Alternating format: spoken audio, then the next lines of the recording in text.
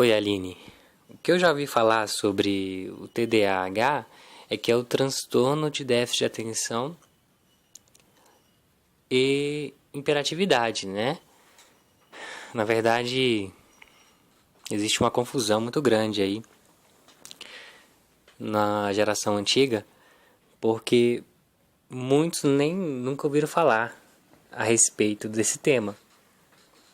Então, antigamente, muitas crianças, na verdade, sofriam, né, com essa condição, porque existia assim uma forma diferente de enxergar o mundo, das percepções.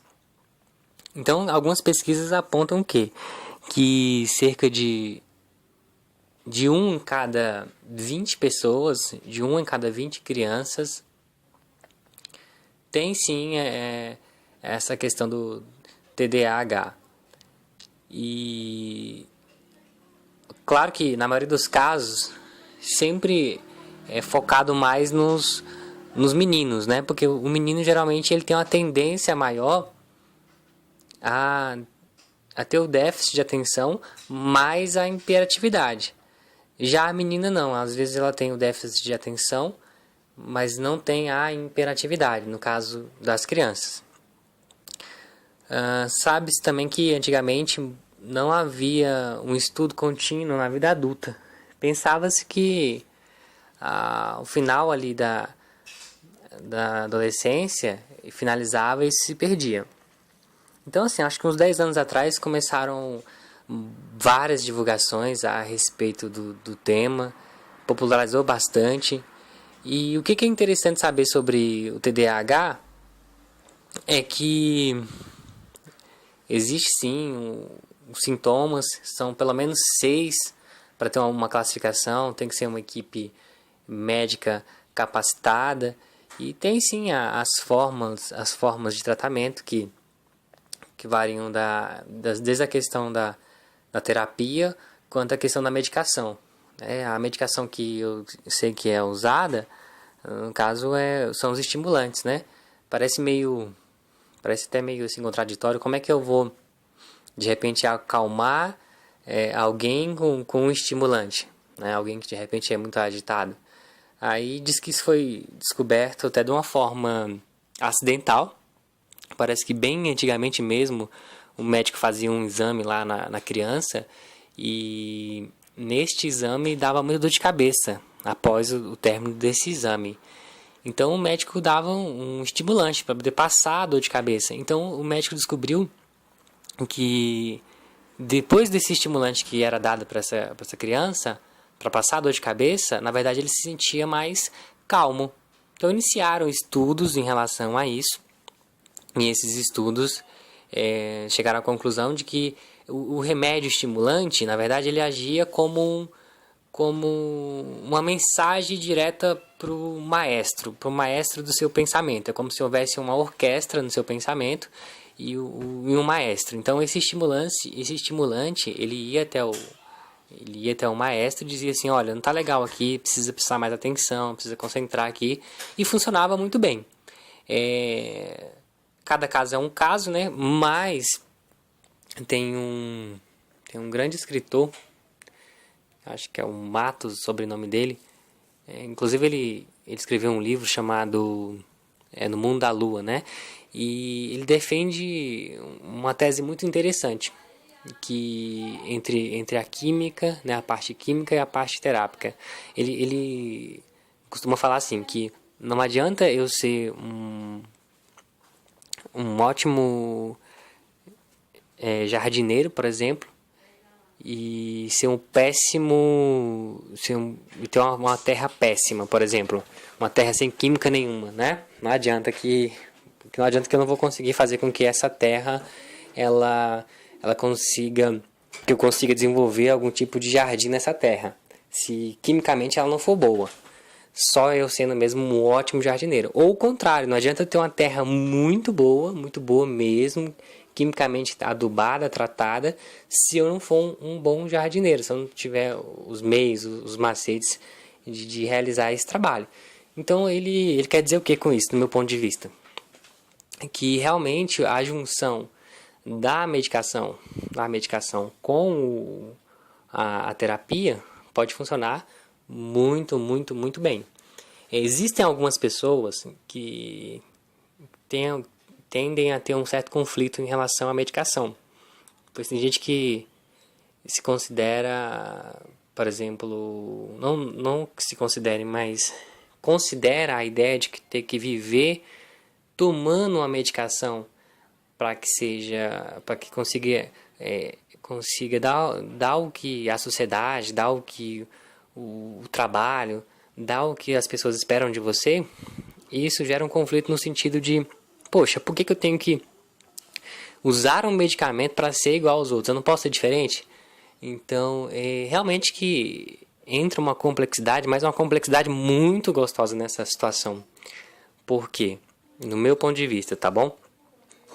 Porque assim, as pesquisas, elas mostram que todo mundo que tem o TDAH, na verdade, são pessoas extremamente inteligentes. Extremamente inteligentes, entendeu? São pessoas que são capazes de buscar soluções inusitadas, né? Onde ninguém vê saída. Essa pessoa que tem um TDAH, ela consegue sim enxergar uma saída muito criativa, nossa, extremamente criativa. E, nossa, isso é muito interessante, porque tentar se crucificar por isso, eu acho que seria uma questão de... como se cortasse as asas, é como se abafasse, boicotasse o talento, né? Então, dá para realmente viver normalmente com o TDAH. Claro que essa questão dos conflitos do dia a dia, são essas tarefas, né? Esquecer de alguma coisa, essa questão de não conseguir concentrar num texto de repente, não conseguir lembrar. Isso aí são coisas que realmente atrapalham. Quem não entende, quem nunca ouviu falar, quem não tem nenhum conhecimento, acha que a pessoa é esquecida, às vezes pode achar que a pessoa é fria. Mas não é assim, não é porque quer. Existe aí uma situação entre a pessoa querer fazer e fazer. Por exemplo, você está indo fazer alguma coisa, você quer fazer aquilo dali. Mas nesse caminho, tudo realmente pode acontecer. Né? Vamos supor, você pode entrar num ambiente e esquecer de cumprimentar alguém. De repente essa pessoa vai te questionar por que você não cumprimentou e tal. Mas às vezes você quis cumprimentar, mas nesse período você de repente olhou alguma coisa e se distraiu. Né? Porque quem tem TDAH, a tendência do pensamento rápido é muito grande. Então assim... não vejo como algo ruim, de jeito nenhum. Até porque você, pessoa, se tivesse qualquer pessoa que tem o TDAH, ela pensa mais rápido que as outras pessoas. Não tem jeito, ela faz uma leitura mais rápida, entendeu? Ela consegue ver o universo de uma forma muito intensa, de uma forma muito, eu me arrisco em dizer, até superior que as outras pessoas, né? Então isso assusta, entendeu? E querer dizer o que é normal, eu acho que não cabe a nenhum ser humano dizer o que é normal e o que não é normal. Nesse sentido, entendeu? Porque quer dizer o quê? Que ser normal é lembrar de tudo, ser normal é se concentrar em tudo, e não ser criativo, e não ser extremamente amável. Outra condição que é muito interessante, que as pessoas que têm o TDAH, em alguns depoimentos, dizem que elas costumam ser amável com todos, com pai, irmão, filho, amigos. É uma pessoa muito verdadeira. Só que aquela parte da inibição do pensamento em relação à atitude, às vezes gera um pequeno conflito. Novamente eu entro nessa palavra, conflito. Por exemplo, a pessoa tem uma tendência natural em ser mais, digamos que mais sincera, né?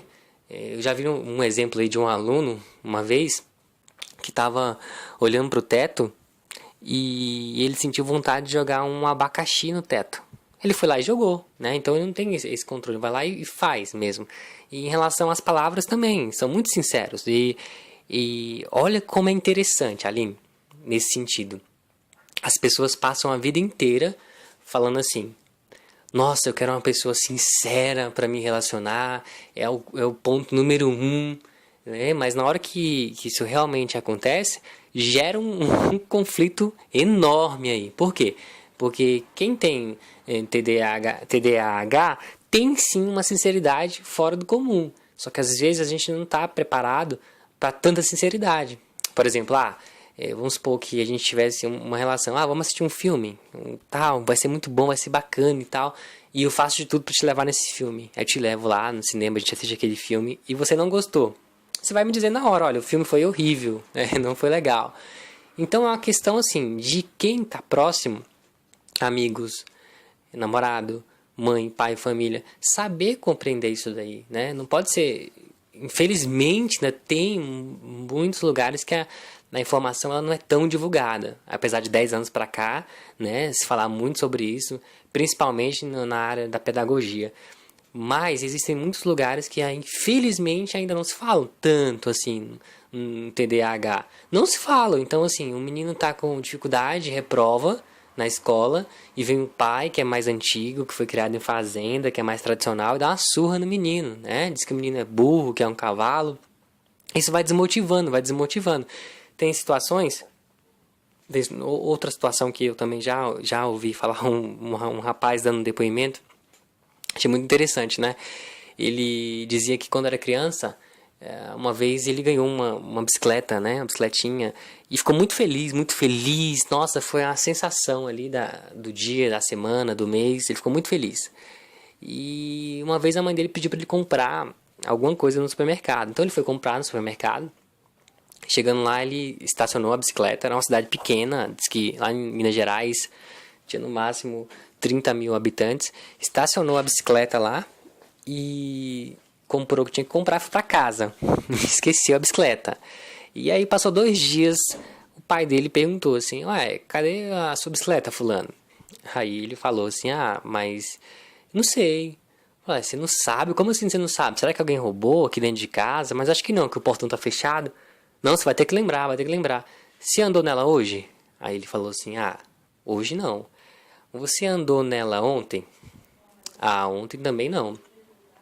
Qual foi a última vez que você andou nela? Não sei. Como assim você não sabe? Eu não sei, pai. E aí a mãe dele falou assim, quando você foi lá no supermercado, no mercadinho, você foi de pé ou você foi de bicicleta? Eu fui de bicicleta.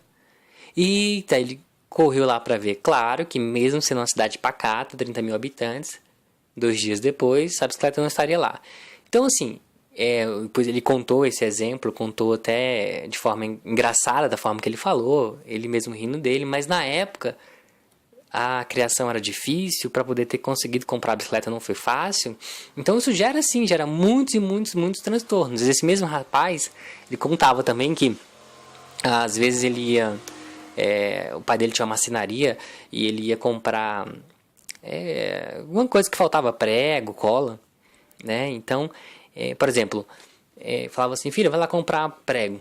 Ele, tá bom, prego. Ele ia falando, ia anotando, falando para ele mesmo durante o caminho, prego. Chegava no local de comprar o prego, ele esquecia o que era para comprar, né? Então, realmente, a gente tem que compreender que existe sim uma necessidade aí de uma atenção nesse sentido, de uma atenção de olhar que as pessoas elas não são iguais, têm sim as suas limitações. Na vida adulta, isso minimiza. Só que existe um trabalho de coach muito interessante, né? Essa questão da gerenciamento do tempo. Inclusive, todo mundo precisa disso, né? É interessante que o autor daquele livro lá, De Cabeça na Lua, né? Até esqueci o nome do livro agora. O Matos, né? Ele fala assim, que existem níveis. Por exemplo, todo mundo tem pressão arterial. Aí vão ter níveis. Tem gente que tem pressão baixa, pressão alta. Então, tem aquele nível que pode ser um nível de risco. Opa, então vamos tomar cuidado com a pressão. Mesma questão da diabetes, do açúcar, do nível de açúcar, baixo ou alto. vamos ter cuidado quando chega num certo limite, né? Então, todo mundo às vezes pode ser um pouco esquecido, às vezes a gente começa uma coisa e não termina, a gente não se concentra, numa aula, numa palestra, em qualquer coisa, não adianta, a gente tem isso normalmente. Então, são níveis, né? Então, quem tem o TDAH tem talvez um nível um pouco elevado, certo? Que caracteriza então essa questão do transtorno. Mas aí eu penso assim, com um trabalho de coach bem feito, como diz lá o Matos, em relação a gerenciamento de tempo, anotar o que tem que ser feito, aquela questão da atividade física ajuda demais, aquela questão ali se fizer o tratamento ali juntando a parte mesmo do estimulante, né, que acalma, junto com a parte mesmo de você se aceitar, que eu acho que isso é fundamental, né? Eu já vi vários depoimentos de pessoas que não se aceitam, entendeu? Elas acham que elas são diferentes, muito diferentes em relação a uma diferença inferior, e não vejo dessa forma de jeito nenhum. Eu até consigo enxergar com uma diferença superior, pela questão da sensibilidade. Vai ter dias que você vai estar muito melhor, vai ter dias que você não vai estar tão bem assim. Então, existe uma montanha russa nisso daí. Mas eu acho que sim, que dá para viver sim, muito bem. Não é fácil. Legal, assim, quando você tem alguém para conversar, que te compreenda, que te entenda, que saiba das suas limitações. Quem não tem limitações? Quem não tem limitação? Eu ainda não conheci esse ser humano que não tem uma limitação. Então, eu acho que é do ser humano, não tem como nascer e ter tudo, né? Senão seria a perfeição. Então, a gente tem sim as limitações, mas eu acho que não tem que olhar para as limitações. Eu acho que tem que olhar para o outro lado, que é o lado fantástico, né? Que é o lado da criatividade, que é o lado de conseguir enxergar as coisas do jeito diferente, de ter vários pontos de vista, né? E olha que interessante também, tem uma psicopedagoga, ela é de Minas Gerais, de Belo Horizonte, né? E ela diz assim, uma reportagem que ela deu, ela dizia assim, que apesar do déficit de atenção, as pessoas, eles conseguem ter uma concentração sobre-humana em algo que seja interessante. Por exemplo, vícios. Não estou falando de vícios pelo lado ruim, que são drogas, são álcool. Vícios pelo lado bom, por exemplo, a leitura, por exemplo, escrever, por exemplo, alguma coisa que faça bem. Então, consegue se concentrar altamente nisso, é interessante. Se for uma paixão, se fazer porque gosta, né? Então, acho que uma dica seria fazer o que gosta. E na questão mesmo dos relacionamentos profissionais, interpessoais, pessoais, talvez acredito muito mesmo nessa questão do gerenciamento de tempo. Eu acho que isso é fundamental, né? Tirar um dia ali para poder, uma hora do dia para responder todos os e-mails, para não ter que ficar respondendo toda hora, lista do que tem que fazer, porque assim, quem tem o TDAH tem sim a noção de prioridade, o que é prioridade, só que não consegue ficar olhando muito tempo por um ponto só, ver o universo de uma forma mais elevada, eu entendo que seja assim. E eu acho que é uma coisa muito interessante mesmo também, essa questão de ser amável. Quem tem TDAH é muito amável. Não sei se eu falei bobagem, besteira, viu, Aline? Mas você me perguntou um pouquinho se eu já ouvia falar. Então, o que eu ouvi falar, assim, que eu lembrei agora mais ou menos, basicamente foi isso. Eu nem sei se você se vai acrescentar em alguma coisa ou não, mas essa é a minha opinião. Muito bom esse tema que você tocou. Eu sou apaixonado por esse tema. Apaixonado demais por esse tema. Beijão, boa tarde.